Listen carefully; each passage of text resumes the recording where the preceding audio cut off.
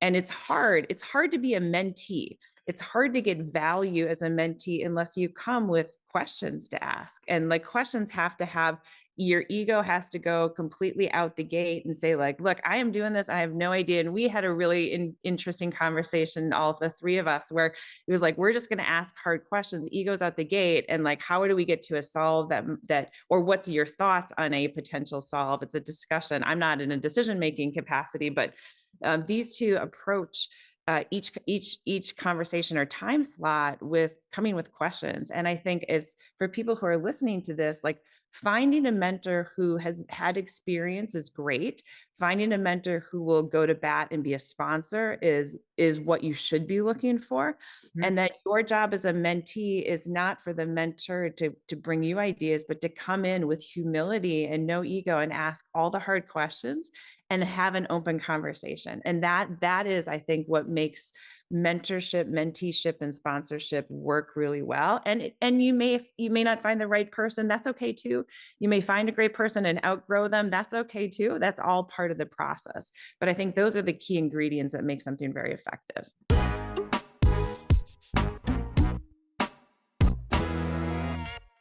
This is Inspiring Women. I'm very excited about today's conversation. Now, I'm speaking with Dr. Jenny Schneider. Now, you know Dr. Jenny Schneider because she is an iconic leader across the healthcare industry with several unicorn companies under her belt, but she's the CEO and founder of Homeward. She's been on the podcast before when she was just announcing the launch of Homeward, which focuses on rural healthcare, and recently also announced the achievement of B Corporation status. Jenny, congratulations on that. That is talking about your social impact in addition to your business impact. But why are we having this episode? Because of the many innovative things that Homeward does. Jenny announced last year that she was setting up a new program called Homeward Grown. And today, that is a mentoring program where she mentors key entrepreneurs, innovative women leaders. And today we're also going to be speaking with Nikita Singareddy and Cydney Kim, and they are the co-founders of Fortuna Health. Nikita, Cydney, thank you for being on Inspiring Women. Thank you. Well, let's dive in. Jenny, let's talk about this mentoring program that you launched last year. You announced, I mean, we talk about mentoring all the time here on Inspiring Women, how important it is, but you decided to do something specific and different with this mentoring program. So what is Homeward Grown? Yeah, thank you, Laurie, for the opportunity to be here and truly just to showcase Nikita and Cydney, who are awesome female founders. Like you, I believe mentorship is critical for mentorship and sponsorship, I would add, for female success. And we know that there's fewer female founders and CEOs than there are relative to men. And we can change that. And it's not because there's no talent, it's just because of a historical system that has led us that direction. And so part of Homeward Grown, the inspiration for Homeward Grown was really to give back and to invest into women leaders and women founders in a way that I could make it very kind of boxed, if you will, like make it very meaningful. And so in my professional journey, and I'm sure in yours, and I'm sure in Cydney's and Nikita, there's often people asking us questions, and you want to have the time to be as helpful as you can, and you want to be able to have information flow. And so Homeward Grown has two different components to it. One is identifying female founders out the gate and figuring out a set scheduled time over 3 months where we can actually just have an open dialogue. And that is very open, can go any direction, because as a founder, you're often dealing with really, really big strategic questions and really, really minutiae questions. And sometimes you need somebody you can just do a quick sounding board that maybe has been through it or has an opinion so that you can factor that into your decision making. And so that was the genesis for Homeward Grown and the external. We also launched a Homeward Grown internal, where we're supporting and developing our own female employees to advance in their leadership within the organization and into other jobs as they go through their career. So it has two different key components to it. Well, today we're going to focus on the external component of this. And Jenny, when you first were talking about this program with me, I was just so excited about it because it's just so, for many, many busy executives who want to give back in that kind of way, you're providing a new structure. So we want to learn more about that. But Nikita and Cydney, let's just start with you before we even go into the mentoring part. Tell us a little bit about each of who you are, and also a bit about the company that you co-founded together. Yeah. Okay, sure. I'm happy to go ahead and yeah, why don't you share more about the company too? So really nice to meet you. My name is Cydney. I'm co-founder and COO of Fortuna. I started my career doing very much the safe thing, college, management consulting, then went and joined a client and industry. And it took me many years to actually get into tech and to get into the idea of being comfortable founding a company, thinking I had the confidence to do it, thinking I had the skills to do it.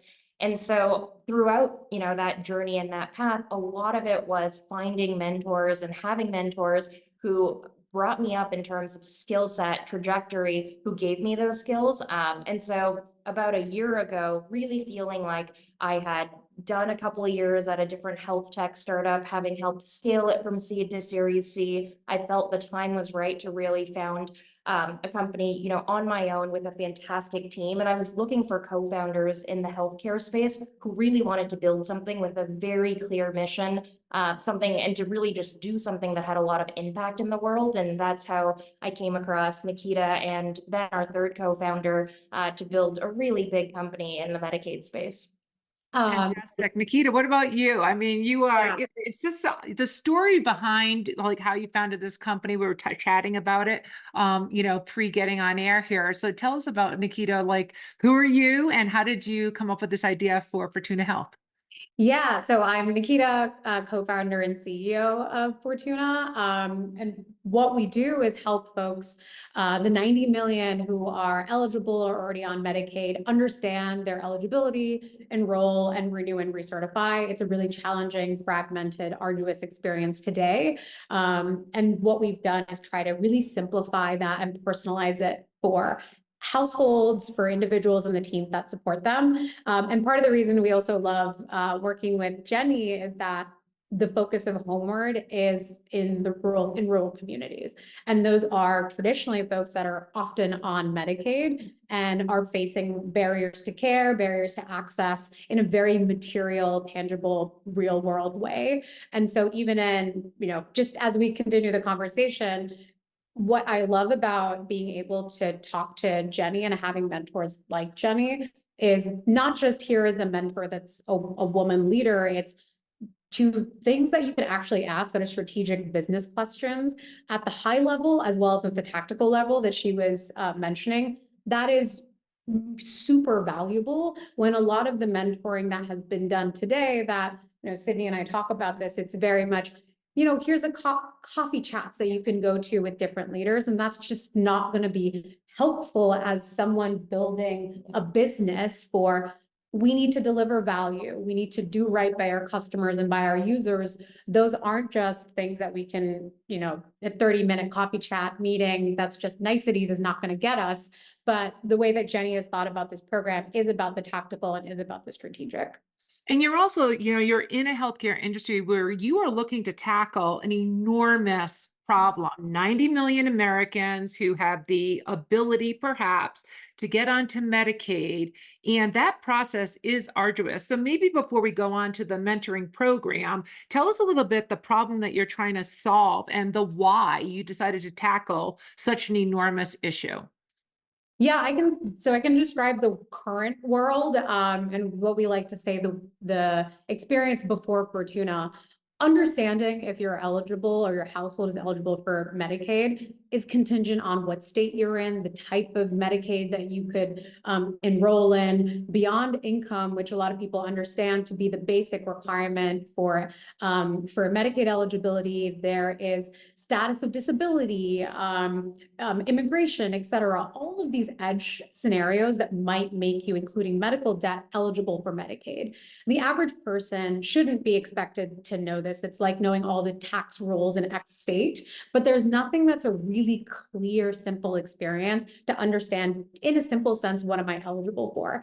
An additional two things I'll add on to that is folks are nervous to provide information like Social Security, et cetera, just to check at a high level, am I eligible? And those are some of the structural things today that they have to go through. The second that I'll add is language barriers and understanding even what is Medicaid to begin with can be very confusing. So to make that easier and simple is it is a question of designing a beautiful, understandable experience. And that's what we've been trying to do with Fortuna. Then the second part that we're trying to address in terms of barriers is just enrollment. Enrollment is rife with people making mistakes filling out applications. Some parts of the application may be online, but it's only one specific type of Medicaid application. Others are only available manually. And then when you go back and forth with the state or with the county or whatever the administrative body is that might adjudicate the Medicaid that you're eligible for, there are a lot of things that fall in the in-between because people miss mail or they don't understand the thing that they're supposed to go back and forth on.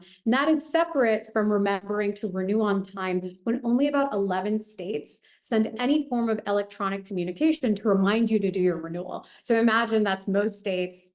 You maybe get one piece of mail that says, hey, remember to renew on Medicaid. And if you miss that, then you likely won't renew on time. So close to 70% plus of all of the churn that happens in Medicaid is because of these procedural reasons. So that's really what we're trying to tackle with our product is here are all things that should be solved, should be simple, should be easy and personalized if there was a digital navigation way to get through the process. So that's really the world before Fortuna and then how we're thinking about the world after Fortuna for folks. I'm smiling because I just love the crispness of the way that you're talking about this problem and then how you are trying to provide a solution to address it in a really impactful way. So congratulations on that first really critical step of founding what I hope will be a very, very successful company. Let's move to the mentorship because I think there are a lot of people that would like to get on Jenny's calendar and pick her brain and get some advice. So how did you hear about this Homeward Grown program? How did you get into it? Yeah, I can answer that quickly too.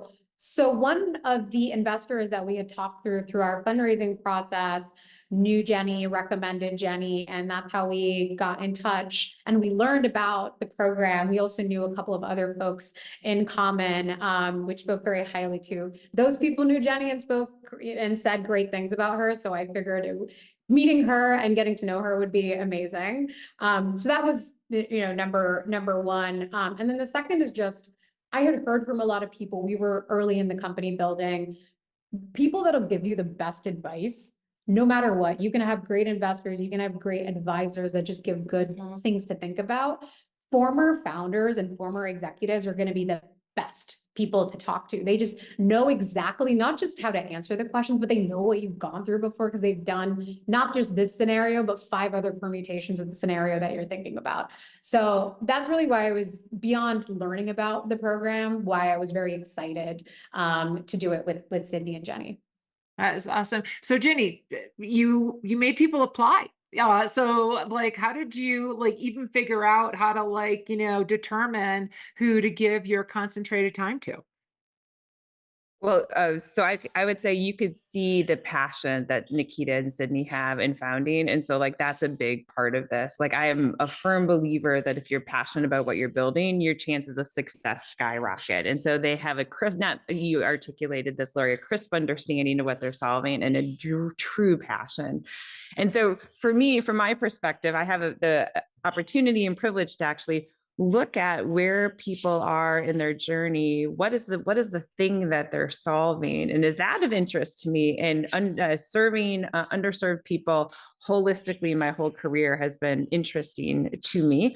And so really excited by the idea of the business, but also understanding where people are in the journey of building that business. I agree with Nikita, there's nothing like talking to another founder. There is no equivalent. There's a theory and a strategy, but actually having been in the trenches and done it, you have a lot of scars, and those scars are very valuable to other people to decrease their scars or give them scars in different directions or new scars. You get to collectively learn together. And for me personally, so as I look around, where are people in the journey of their business, I think, can I be useful from the outset? Are there specific ways? And also, I get a lot back. So being a mentor and a mentee is not a one-way relationship. It's a bi-directional conversation. And so there is a lot of learning that I get, but also inspiration that I receive on behalf of getting to be on a team with other and collaborate with other strong, smart women founders. Yeah, there's a lot of energy that comes out of that, and there's no end to the scars of the future, right? That part of the entrepreneurial journey never ends. Okay, so let's just nuts and bolts. So this was a what? What was the structure of the program? Yes. Or Jenny, go ahead. Yeah. Oh, go ahead. No, Cydney, because we haven't heard much from Cydney. Go for it. Yeah. So, what's amazing about this program is kind of regular sessions where I think, even in that first session, it was, and Jenny was very clear early on, there's no kind of, a forced format to it where we cover one topic and another topic, because a lot of this, as we said, the benefit is kind of the just-in-time need to discuss a business case, a decision, something top of mind for us as we're navigating a complex problem or a business decision to make. So even in our first session, in the first 5 minutes, as we were talking about how we wanted to even structure these calls, how did we want to spend the time together? I think within 5 minutes, we jumped into, we're actually at a crossroads on whether we scale into a second state or scale to another customer versus doubling down on something that we have. How do we make that decision? And we kind of very quickly fell into that rabbit hole, strategizing, debating all the various kind of sides of that approach. And so that naturally became the format for that first session, where I think we spent the majority of it talking through that decision that we had to make at that time. And we walked away from that with a lot more clarity, a lot of perspective on how we were going to make that decision, something that we had to make within a week. And so it was super valuable from, a business perspective, a tactical perspective. And, I think that's what we're so excited about other sessions being, about decisions we're facing, about strategic next steps that we need to discuss and decide. And I'll add on to the 30-minute sessions that we had roughly about once a month. Okay. Yeah, to be specific on that, was Jenny was amazing in continuing to not just email us about opportunities or things that we should be thinking about, which was really proactive. Like, she didn't have to, unless she cared about mentoring, she wouldn't have done any of those things. We were, put in a list of top 20 XYZ thing. And Jenny was the first email I got congratulating. So I don't know if she has a Google alert set up for us or whatever it is, but it's the tactical sessions that, of course, are those 30 minutes and were helpful, but the ongoing, hey, this is just someone who is champion and identifying opportunities for us, is the combination of, I think, what made it really great and special. Yeah, and what you're talking about is what Jenny mentioned. It's not just the mentoring aspect of problem solving and advice giving, but that sponsorship. The cheerleader in your corner, behind the scenes, whether you know that they're cheerleading for you or not, and then it's showing up, and that is confidence building. It just knowing that you have some other, highly visible, highly prominent, highly known leader like Jenny must feel fantastic for you, just to know that person's there for you. Jenny, what are the type of things? So I get the energy that comes with it, and that is inspiring to you as an individual leader. What did you learn out of these sessions in terms of some of the things that Cydney and Nikita were tackling during the mentorship period? Yeah, so there are specifics, there are business specifics on the topic of what they're doing. And you heard some of that out the gate around kind of, this is a programmatic failure around enrolling people in Medicaid. And then therefore feels like it should have a fix, and yet the fix has not arrived. And it's like, what are the different areas that you have to tackle to get that? Who are the different stakeholders at the different levels, and how do you work your way through that? And so I have not navigated that before. And so I get, as I'm hearing the questions around, we're thinking about, Cydney gave an example of, do we broaden, do we go deeper, do we go wider, right? So I get to hear, like, what are the issues as you're going through that you're going to have to tackle? How hard are they? So I learned a lot more around the operational pieces of getting at the front of an enrollment to Medicaid. So like that's fun for me to learn in a conversation that you typically don't get to unless you're problem solving something specific. And so one of the things that I love, and it's hard to be a mentee. It's hard to get value as a mentee unless you come with questions to ask. And like questions have to have, your ego has to go completely out the gate and say like, look, I am doing this. I have no idea. And we had a really interesting conversation, all of the three of us, where it was like, we're just going to ask hard questions, egos out the gate. And like, how do we get to a solve or what's your thoughts on a potential solve? It's a discussion. I'm not in a decision-making capacity, but these two approach each conversation or time slot with coming with questions. And I think is for people who are listening to this, like finding a mentor who has had experience is great. Finding a mentor who will go to bat and be a sponsor is what you should be looking for. Mhm. And that your job as a mentee is not for the mentor to bring you ideas, but to come in with humility and no ego and ask all the hard questions and have an open conversation. And that is, I think, what makes mentorship, menteeship, and sponsorship work really well. And you may not find the right person. That's okay too. You may find a great person and outgrow them. That's okay too. That's all part of the process. But I think those are the key ingredients that make something very effective. Mm-hmm.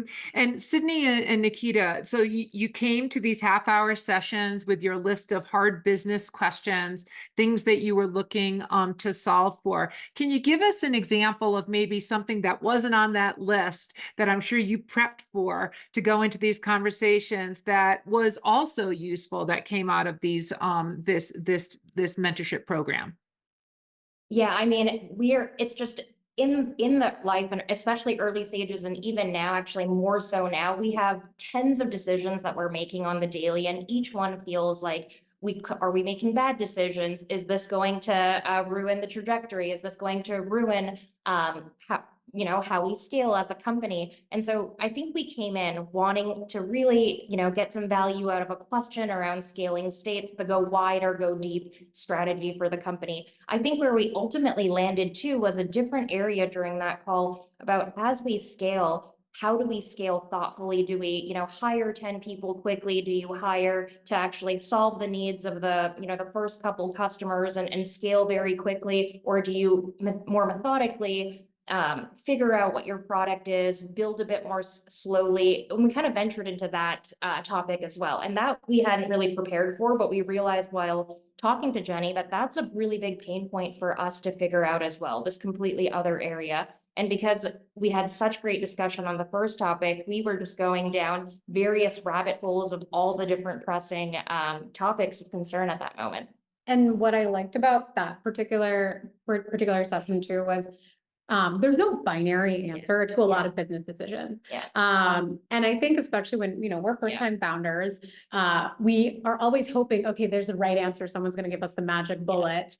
And especially I remember after our first call with Jenny, like, okay, what we got was a framework to help us think through this, that is not the silver magic bullet that people are, we're hoping for, but there isn't going to be one. So once you do understand or do have a sense of how you develop the framework, the job doesn't just stop at the mentoring session. It's okay, now we have to take action and we have to take additional steps on top of that, because it's just a place to start, and a framework to start from. And then ultimately decisions will always fall on the team to make. So you can take high quality inputs, and that's always high quality inputs are the strongest correlation to a high quality output. So whatever you can do and gather that can be as helpful as possible.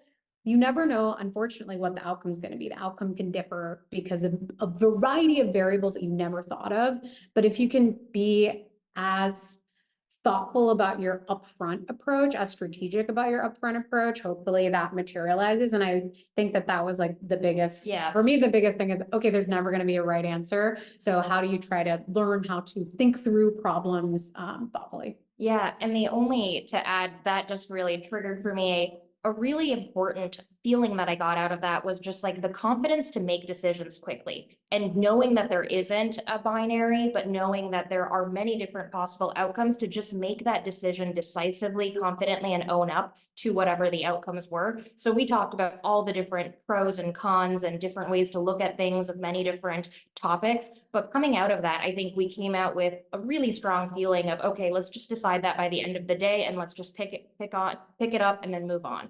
And that was like, I'm smiling because it's like, I wanted to ask you, how you're thinking about taking the learnings from these mentorship sessions and then applying it after your homeward grown period ends. So is it mainly a framework for decision making? How did you bring it like from the session to, the team rooms and where all the work is being done?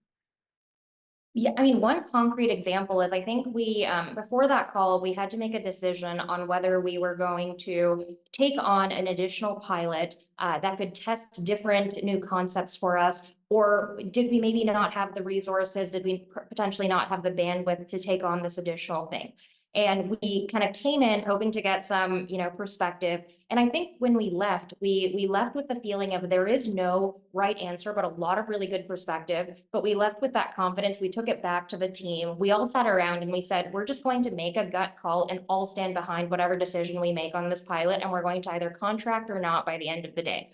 And so that was a very, so at the end of it, I think we did decide to take on an additional pilot and kind of throw ourselves and our energy at that. And even though it felt kind of uncomfortable in that moment, just the feeling that, you know what, we decided to do it, and this is a part of the learning process, and we're gonna, be very positive and confident about it. That was a big change. Yep. So I'm gonna ask. Go ahead, Jenny. Go ahead. That part of entrepreneurship around, and we all do this. I do this today. Like how much risk should I take? And can I look for confidence? Can I look for reassurance that I'm doing the right thing? And you have a conversation, and the conversation allows you to be open to possibilities for the business that will either be great or they won't. Yes. And both are okay. And that's this like discussion around, we all feel that as founders. We all feel that almost every day. And you're asking yourself, like, is that okay? Because you're used to like doing things with assuredness, right? Like having a right answer, having a right direction. So the ability to actually have a framework and recognize that it's okay to fail. Like when, like, is the failure a little F, or a big F, right? Yeah. And what does that mean? And how do you plan for that, downstream, consequences that might happen? Like those are the types of conversations that the framework really helps you work through, that are very real for those of us who are doing something that we've never done before because the business has not existed before.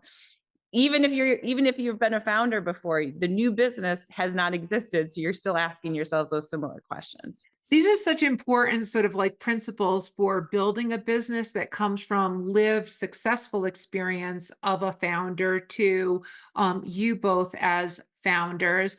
I want to talk about you as individuals and leaders. I want to ask, Nikita and Cydney, you this question, and then Jenny, I want to ask you the same question in terms of your perspective. This program, Homeward Grown, how do you think that you have changed as leaders and, during this time, and it's a relatively short time, just a couple months, did that impact your leadership style? And if so, how? And then I want to ask Jenny the same question for you. Yeah, I'm happy to answer that. I think what was really helpful in terms of this program was also that, and something that Jenny mentioned earlier, in some ways it has to be at the right time. So for us, it was perfectly at the right time for things that were happening for us in our business. Not only we'd never run into certain scenarios before, but just we were learning, how do you run a company and how do you be in your particular roles? Like and Jenny and I have actually talked about this a couple of times before. Being a CEO when you're the founding team versus being a CEO when you're a team of 10 versus being a CEO when you're a team of 100 versus being a COO at a team of 50. All of those things, you are going to change as a person no matter what, because what's required of you, what's needed of you is going to adapt and change, because you're building a different business in many ways each time. And when Jenny first shared that that's what's going to happen and that's okay. When we started, with these conversations and sessions with Jenny, that was that for us was the beginning in many ways of our business starting to scale. So a lot of the questions we were asking Jenny, the things that we needed to do, adapt to, have processes as leaders, were just that it was the right place and the right time for the business. Yeah, I was gonna say something super similar that, as Jenny shared her journey and story of how the company had grown throughout the various stages, a big kind of takeaway for me was just a bit about like forgiving yourself and allowing yourself to just like move on from things that don't feel perfect. So as we make mistakes, people mistakes, which often feel, the worst, right? When it comes to hiring or firing, or when it's business mistakes or kind of commercial mistakes, whatever they are, to just, allow ourselves to move on from it. It's that moment in time, the type of company we are, the type of people we are, grow to the next stage and be ready for a whole different set of challenges. And that's never going to stop feeling like we're doing it wrong or feeling like it could go wrong. So just, when you accept that that's going to be almost the entirety of the path to as we scale, it gives you a level of comfort of, okay, that's the mistake of the day that or the bad decision of the day. So ready for the one tomorrow. Yep. Awesome. Jenny, what's your perspective? Did you see leadership capability changes in Nikita and Cydney during this program time? Well, first I would say that they're incredible individuals before the program and incredible leaders before the program. So I'm not sure that like I did anything that changed that at all. But I would say that the comfort level, what we just all talked about around being confident that it's okay to be wrong and finding those places like to acknowledge that, and that leading with vulnerability is a process. It's a process for all of us. And so watching them, think through that. And they have a very trusting team, a very strong culture, a very strong dynamic as co-founders, which can also be tricky. We talked a little bit about that. But they are on a beautiful trajectory, a beautiful path. And again, it's humbling for me to get to see people so talented coming in and doing things. It was just a great pleasure. Great. Well, we're going to close out with sort of like a final question. And so, Nikita and Cydney, if you wouldn't mind, for other women, CEOs, founders, senior executives like yourselves who are aspiring to build important, impactful companies, what advice would you give them on mentorship, on seeking mentors and sponsors? I can go first. Yeah, go ahead. I think for me, it was, and actually, Jenny prompted this too. It's kind of asking for something specific. So whether it's reaching out proactively to someone who could be a mentor, or reaching out to one of your mentors and asking for advice, asking for something very specific of their time, help with a certain question, a certain favor, an introduction to someone. I think that also kind of helps a lot of instead of, a general coffee chat or a general life advice. Those are great sessions, but I've gotten absolutely the most value and often like the best discussions when, I've had the confidence or the courage to ask for a specific type of favor, introduction, that type of thing. Yeah, I really like that one. The one I would add, just as I've seen it during our sessions and then beyond that, I turn to many different people for different forms of mentorship. And that's only become more clear over time as certain things have appeared, and I keep going back to certain people for certain types of advice because they just, for whatever reason, whether it was the role of the company that they had, the circumstances that their business ran into, they're the right sounding board. And so being open to not having an idea necessarily who all those specific mentors are going to be, but leaving it organic over time and letting that relationship play out for who ends up being the multiple different mentors that you go to for different things that you will need support, help on as you build the business. Yeah. That is such profound in terms of those comments. There are so many people. I mean, how often have you said or heard, how can I be helpful? I want to help you. And it's so open-ended, it's actually not actionable. So that is just so wonderful. I really love how you both framed it. Jenny, as we close out, your last little like closing comments on your first graduates of Homeward Grown. Well, again, couldn't have been more impressed or proud of them before Homeward Grown. And so just a pleasure to get to meet them and cheer them on for what I know is going to absolutely be a successful business. And I think Nikita and Cydney both represent the tenacity it takes to find people to help you answer your questions and the a vulnerability to go ask them. And when you're asked a specific question, you feel great by being a thought partner in that process, understanding that it is you're providing a perspective to allow them to facilitate, advance their own thinking. And so this idea around matching, and this is one of the things that I most love about this program, which is like come in, ask really hard questions. So, I got fireworks going off. Wow. But and come in, ask questions that you need help with. Like that is the entire point. So like cut to the chase, ask the questions. The mentee or sponsor may be helpful. They may not be helpful. That's all okay. But continue to advocate on your behalf and the behalf of your company to get to what you need. That is the ultimate goal. And when that happens, things work really well. Well, and fireworks happen, and that is pretty awesome. Yeah. And it's amazing. Listen, this has been just a fantastic, inspiring women conversation, Nikita and Cydney. So congratulations to both of you for what you've already done and what you're building with your company, Fortuna Health. Jenny, thank you for being on Inspiring Women and forming this program, Homeward Grown. I think it's really impactful, and I'm looking forward to continuing to talk to exciting, incredible women like both of these young women here. Thank you both very much. Excellent. Thank you, Laurie. Thank you so much. This has been an episode of Inspiring Women with Laurie McGraw. Please subscribe, rate, and review. We are produced by Kate Cruz at Executive Podcast Solutions. More episodes can be found on inspiringwomen.show.